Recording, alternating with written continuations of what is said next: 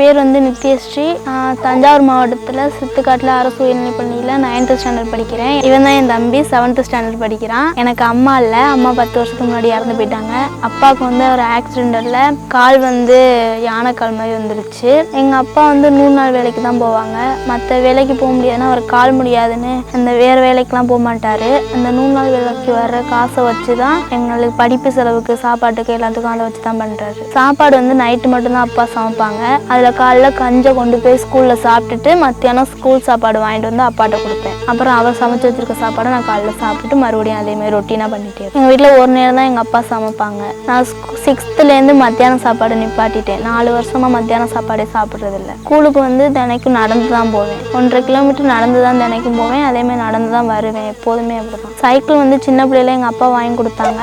அது வந்து உடஞ்சி போச்சு. மறுபடியும் கேட்டாலும் வாங்கி தர மாட்டாங்க. ஏன்னா எங்கள் அப்பாட்ட காசு இல்லை. எங்கள் வீட்டில் கரண்ட் இல்லை, ஒரு லைட்டு மட்டும்தான் இருக்குது. சோலார் லைட் மட்டும்தான் இருக்குது. அதை வச்சு தான் படிப்பேன். அதுலேயும் அவ்வளோக்கு வெளிச்சம் தெரியாது. விளக்கு வச்சு தான் படிப்பேன் தினைக்கும். எங்கள் அப்பாட்ட காசு இல்லை, அதனால கரண்ட் இழுக்கலை.